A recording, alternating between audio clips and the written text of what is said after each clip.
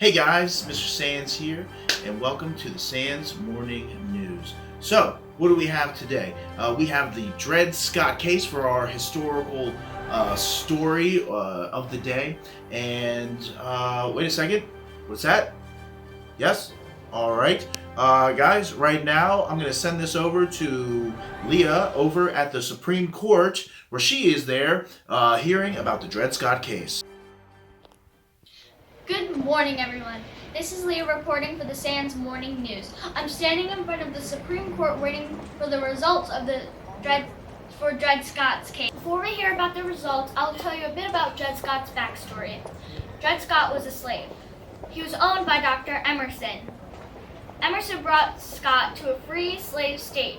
Emerson later died, and Scott believed that he was free. Later, he found out that Emerson's widow still owned him. He disagreed, and with the help of abolitionists, he sued for his freedom. Now I will interview an abolitionist. What do you think about the Dred Scott case? I think it's awful. I think that Dred Scott, like every human being, should be a freed person. Now, also, Dred Scott, yes, was once a slave, but he was brought into a free state, and because of that, I believe he should be a free man. Thank you. Thank you. Now I will interview a pro-slave. What do you think about the Dred Scott case?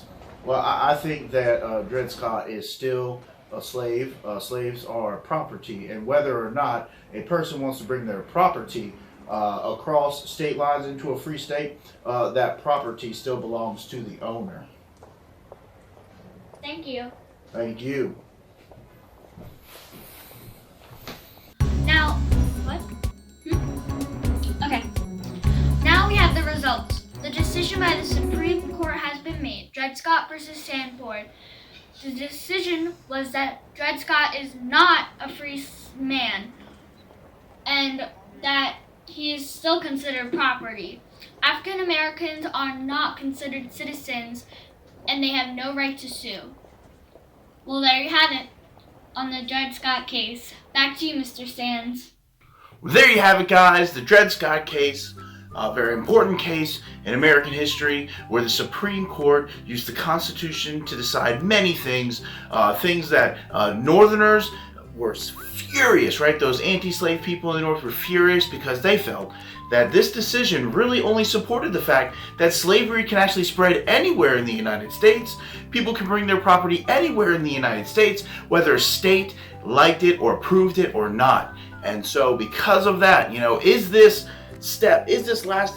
Supreme Court case really going to drive our nation into a brutal civil war?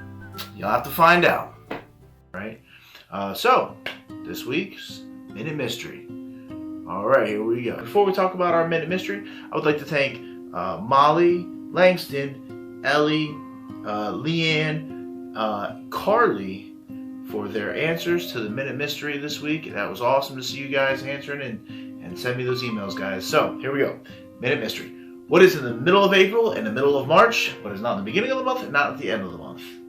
All right, one more time. What is in the middle of April and what's in the middle of March, but you cannot find it in the beginning of the month or the end of those months? All right, let me know. Send me an email, guys. It's great seeing you guys doing all your work. Keep up the hard work. Keep doing a great job. If you have any questions, email me, let me know, and I'll do whatever I can to help you guys out. All right, see you later on this week. Sands Morning News out.